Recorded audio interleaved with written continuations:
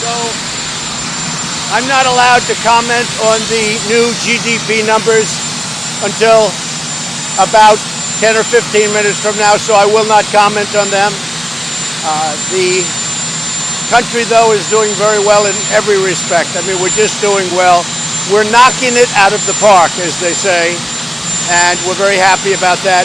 We did not pay money for our great Otto. There was no money paid. There was a fake news report that money was paid. I haven't paid money for any hostage, and I've gotten approximately, I think it's 20 or 21 out. We don't pay money for hostages. The Otto case was a very unusual case, but I just want to let you know no money was paid for Otto.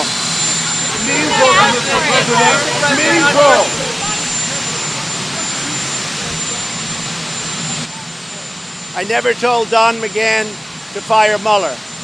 If I wanted to fire Mueller, I would have done it myself. It's very simple. I had the right to. And frankly, whether I did or he did, we had the absolute right to fire Mueller. In the meantime, I didn't do it. I'm a student of history. I see what you get when you fire people, and it's not good. But there would have been nothing wrong with firing him. Legally, I had absolute right to fire him, but I never told Don McGahn to fire Mueller. And by the way, and Mueller finished out hhis report, no collusion and no obstruction. Mr. President, how do you beat Joe Biden? I think we beat him easily. Measles cases are increasing. What do you tell, up. You gotta. What do you tell parents about getting their kids vaccinated? Measles. I'm a measles. Oh. Tell parents about vaccinations. They have to get the shot. The vaccinations are so important. This is really going around now. They have to get their shots. Mr. President, how old is too old to be president? Well, I think that I just feel like a young man. I'm so young. I can't believe it. I'm the youngest person. I am a young, vibrant man.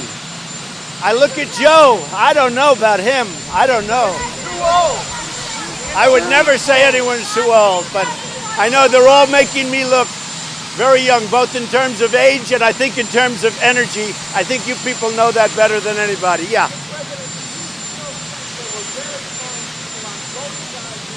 Oh, I've answered that question, and if you look at what I said, you will see that that question was answered perfectly.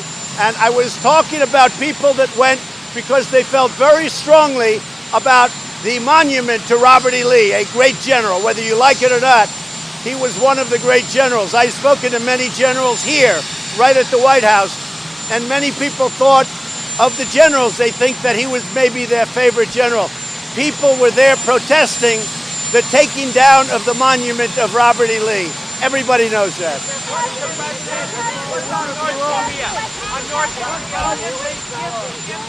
Kim Jong-un has said that he wants Pompeo to not be part of negotiations and that a peace deal depends on the U.S. attitude. What do you think about that, and what's the prospects for talks with North Korea? I think we're doing very well with North Korea. A lot of progress is being made. I appreciated President Putin's statement yesterday. He wants to see it done also. I think there's a lot of excitement toward getting a deal done with North Korea. In the meantime, when I came here, there were nuclear tests, missile tests, rocket tests. We got our hostages back.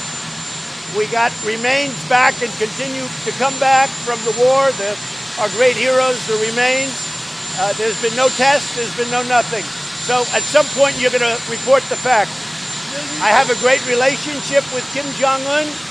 I appreciate that Russia and China is helping us, and China is helping us because I think they want to. They don't need nuclear weapons right next to their country. But I also think they're helping us because of the fact that we're in a trade deal, which, by the way, is going very well.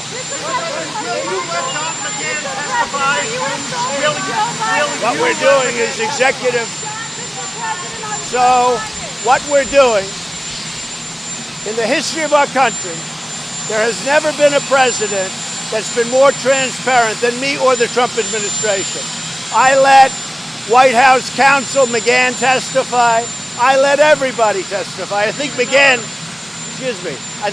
was in there for 30 hours. Who ever heard of such a thing? But I said, I want everybody to testify.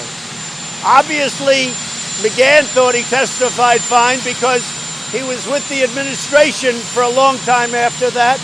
And I think he said he was just joining up with respect to the appointment of judges by the administration. But I let everybody testify. There's never, ever been transparency like this. So just so you understand. So we got a great, we get the ruling, which I knew we were going to get because I have nothing to do with Russia and the campaign. So we get a ruling, no collusion. We essentially get a ruling, no obstruction. Based on the facts, our great Attorney General made an immediate decision. There was no obstruction. So we have no collusion, no obstruction. We had total transparency. We gave 1.4 million documents, if you can believe such a ridiculous thing. 500 people testified. We had 18 people that were Trump haters. That includes Mr. Mueller. He was a Trump hater. And wait a minute. Wait. With all of this transparency, we finish no collusion, no obstruction, right? Then I get out the first day, they're saying, let's do it again. And I said, that's enough. We have to run a country. We have a very great country to run. And frankly, when I go through it with the House and the Senate, and we have no collusion, no obstruction, then we have to go through it. This is a pure political witch hunt. We did nothing wrong, and the only thing I did is make our country stronger, give it the numbers like people haven't seen before. What we're doing in this country financially, with the military, with our veterans. You look at veterans, we now have Veterans Choice. Nobody's ever done what I've done in their first 2 years. So if I'm guilty of anything, it's that I've been a great president, and the Democrats don't like it, which is a shame. I'm going to Indianapolis. We're going to the NRA, and we look forward to it. How do you do it? I would say easily.